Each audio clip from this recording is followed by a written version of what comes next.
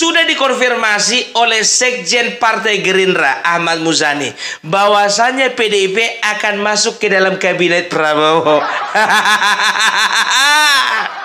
Kemungkinan besar kali kemungkinannya. Ya, kenapa nggak tahan oposisi ya? Kenapa nggak bilang dari kemarin? Banyak kali gaya kalian. Nyerang-nyerang pemerintah, nyerang-nyerang Jokowi, nyerang-nyerang keluarga Jokowi. Rupanya ada udang di balik batu. Besar kali udangnya, batunya segini, udangnya segini. Jadi nampak kali. Jadi yang tepat bukan udang di balik batu, ada batu di balik udang. Deddy Sitorus mana? Bersuara dong. Masinton mana? Suaramu ingin sekali kudengarkan. Hadiah Nabi Tubulu mana? Ya. Tadi menyampaikan salam hormat untuk Pak Prabowo, dan Pak Prabowo juga menyampaikan salam hormat untuk Bu Mega. Itu sinyal baik ya Pak? Ya, sebagai sesama pemimpin bangsa saya kira saling memberi salam dan saling menyampaikan salam adalah tradisi yang baik. Apakah pertemuan yang ditunggu-tunggu Prabowo Mega akhirnya akan terjadi sebentar lagi atau gimana? Insya Allah akan terjadi. Sebelum pelantikan? Mudah-mudahan. Bahkan udah terjadi ya Pak, katanya Pak. Benar nggak Pak? Pokoknya insya Allah akan terjadi sebelum pelantikan. Dan ini juga terkonfirmasi setelah Guntur Romli, salah seorang politisi PDIP yang loncat dari PSI, ya, mengatakan dia diundang oleh salah satu stasiun TV ya untuk mengklarifikasi atau mengkonfirmasi bahwasanya memang benar adanya. Apalagi kemarin dalam sebuah kesempatan ya, Ibu Megawati menyampaikan salam kepada Bapak Prabowo dan Bapak Prabowo menyampaikan salam balik kepada Megawati. Udah gue baca dari kemarin itu. Gampang membacanya itu. Makanya ada hadirlah Pramono Anung, bukan Anies. Coba tanda tanya dulu. Kenapa harus Pramono Anung? Dari kemarin sudah kupertanyakan sama kalian kan, kenapa harus Pramono Anung? Ya, supaya apa? Supaya ada jembatan. Mana tahu masih ada kesempatan untuk masuk ke pemerintahan. Lihatlah, mulai dari Pramono Anung ditetapkan sebagai calon gubernur DKI sampai sekarang, ada pernah kalian dengar lagi bersorak-sorai itu yang namanya Deddy Sitorus? Enggak kan? Enggak begini lagi kepalanya, begini. Ada Nadia Nabi Tubulu mana suaranya? Masinton mana? Ya, jadi itu dia. Jadi kalau bisa dikatakan kan namanya Bapak Prabowo dan juga Ibu Megawati ya, ini kan sebetulnya dari kemarin kan sudah kubilang tidak pernah ada masalah antara Megawati dan Prabowo. Sampai sekarang mereka masih menjalin komunikasi yang baik, bahkan cenderung mesra.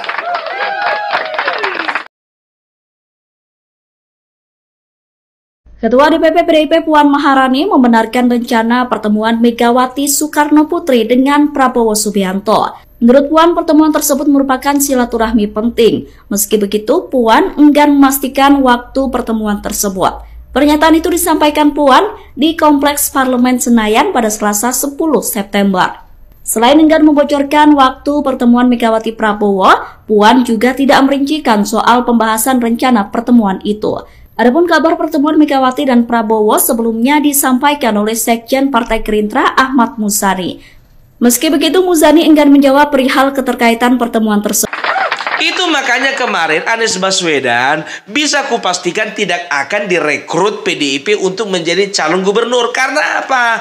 Udah ditelepon Bapak Prabowo itu. Mbak Mega, aku sampean iki mau ngerekrut si Anies ya Mbak? Iya Mas Wowo. Kalau bisa ndak usah Mbak. Nopo to Mas? Iku pengkhianat kelas kakap gue. Maksudnya apa iki? Aku udah berapa kali dihianati mbak. Bukan cuma dihianati doang. Uangku udah habis. Wis entek kabeh mbak. Wake. Duit tuh ya sakit habis mbak. Oh ngono ya Thomas. Udahlah mbak.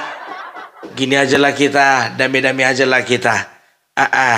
Nanti bentar lagi kau cari aja lagi pilihan yang lain, ya kan? Ya, agak reda dulu nanti biar ku masukkan kalian ke kabinet. Berapa orang pun. Aduh. Yang punya masalah itu Joko Widodo dengan terahnya Soekarno atau terahnya Banteng. Kalau Prabowo dengan Ibu Megawati nggak ada, baik-baik saja. Jadi begini, ini adalah merupakan sebuah tanda, bisa tanda baik, bisa tanda buruk, gitu loh. Ya, merapatnya PDIP ke pemerintahnya Prabowo bisa merupakan tanda baik, bisa juga merupakan tanda buruk, ya kan? Tanda baik bagi siapa? Ya jelas bagi PDIP. Bagi siapa lagi? Iya kan? Tanda buruk bagi siapa? Bagi Anies. Itu berita buruk buat si Anies. Aduh, makin sakit kali hatinya, Bah. Udah nih, gak usah, nggak akan dapat panggung kau Nis. Ya, jadi ada beberapa hal ya yang bisa diperkirakan. Kenapa? Ya, kenapa PDIP itu bakalan merapat ke ke pemerintahan. Yang pertama itu kemungkinan besarnya ada ajakan dari Bapak Prabowo, ya. Aku udah bilang sama kalian, ya, jauh hari sebelum video ini diluncurkan, ya, aku sudah katakan sama kalian bahwasannya ke depannya bisa jadi, ya, Bapak Prabowo itu akan merangkul partai PDI Perjuangan. Karena apa? Bagaimanapun juga Megawati itu sahabatnya Bapak Prabowo. Gitu. Jadi Bapak Prabowo ini ku bilang sama kalian, ini bukan orang tipikal pemimpin yang bisa disetir-setir. Walaupun kalian katakan Joko Widodo ada di barisannya Bapak Prabowo, walaupun Joko Widodo memberikan masukan, tapi masukan itu bukan untuk mengontrol Bapak Prabowo, bukan. Bapak Prabowo punya kehendak bebas sebagai presiden terpilih. Kalau ku katakan ini adalah salah satu langkah maju. Kenapa bilang? Karena kita bisa melihat bahwasanya Bapak Prabowo ingin menggunakan ilmu yang dipakai Joko Widodo itu, ya, pada zaman 2014, 2019 tepatnya. Ilmu apa itu? Ilmu merangkul musuh. Gitu loh, iya kan?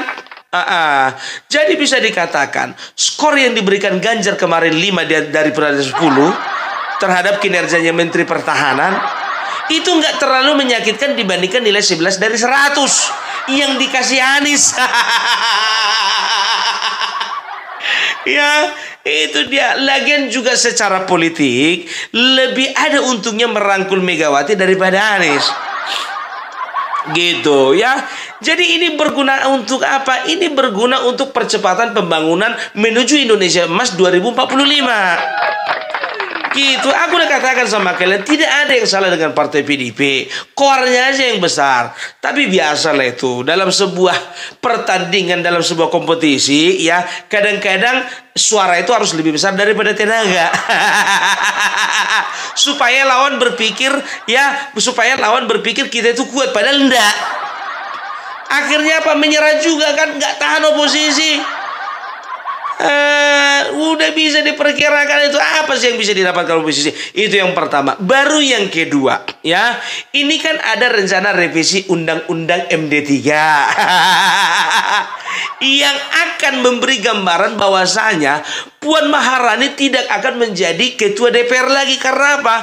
Undang-Undang MD3 ketika direvisi, maka akan terjadi voting suara di mana suara terbanyak dari semua dewan itu yang akan menjadi pemimpin, bukan bukan partai sebagai peroleh suara terbanyak lagi, bukan.